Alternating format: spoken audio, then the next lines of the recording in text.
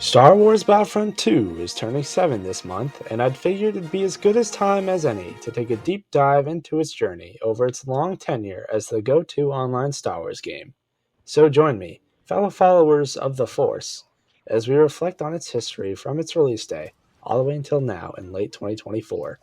This game has certainly had the highest of highs as well as the lowest of lows, and we're going to explore one of the best comebacks in gaming history and what makes it so special.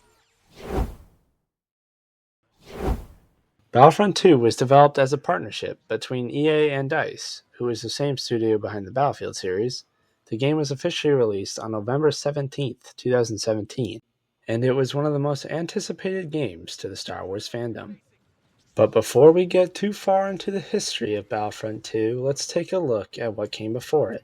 In 2015, it was announced that DICE, in collaboration with EA, would be developing a new Star Wars game that would be considered a reboot to the original Battlefront games from the early 2000s.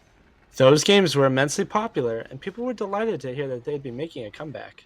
The new 2015 game would be focusing solely on the original trilogy era of Star Wars, with characters like Luke Skywalker, Leia Organa, Han Solo, Darth Vader, Emperor Palpatine, and Boba Fett being the only playable heroes and villains at the game's launch. It was less than a year after this game's release that it was announced that we'd be getting a sequel in November of 2017.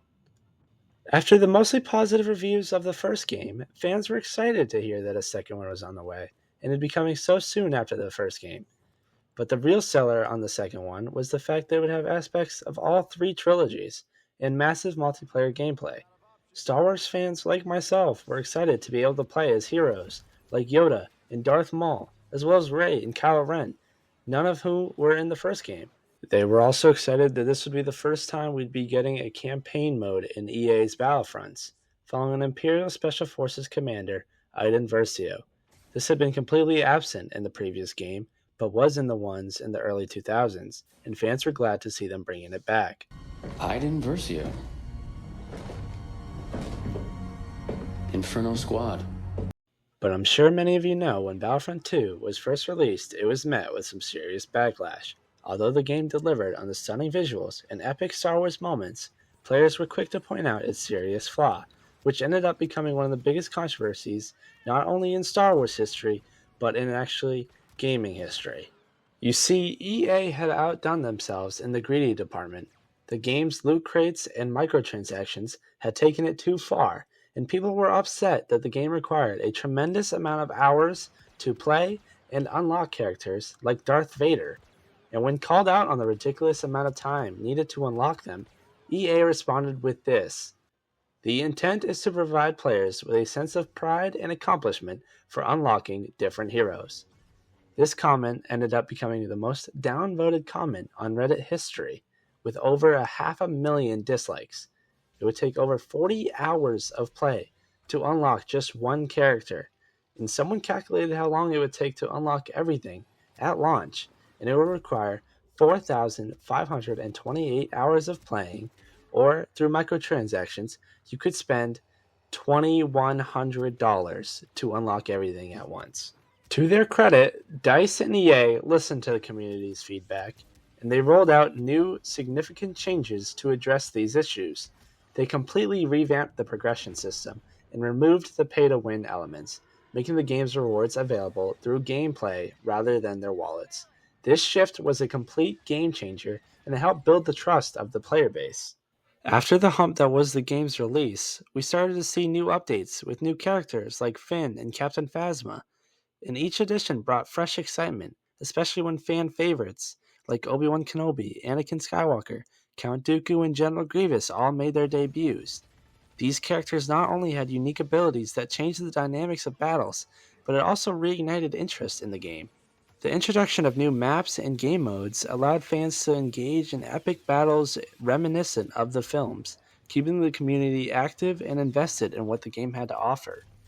And despite its rocky start, Battlefront 2 really seemed to hit its stride, and it delivered on some of the best Star Wars gaming experiences out there. The game really hit its peak right after the Geonosis update. Players were excited to see this new era of the game, with much more prequel and sequel era content available. They enjoy playing with friends in game modes like Galactic Assault or Capital Supremacy. The game just truly captured the scale and excitement of what it was like in the Star Wars galaxy. But just as the game seemed to be at its best, we the fans got a surprising announcement that caught everyone off guard. In April of 2020, DICE and EA announced they would be ending all major updates for Battlefront 2. This left players outraged as they felt the game still had so much untapped potential and they were still genuinely excited for its future. It felt like the end of an era for a game that had just found its footing. And that leaves us at today, where Battlefront 2 still has its dedicated fanbase that keeps the game alive. And while there hasn't been any new or fresh content in years, fans keep themselves interested with things like mods and custom matches while still playing their favorite game modes.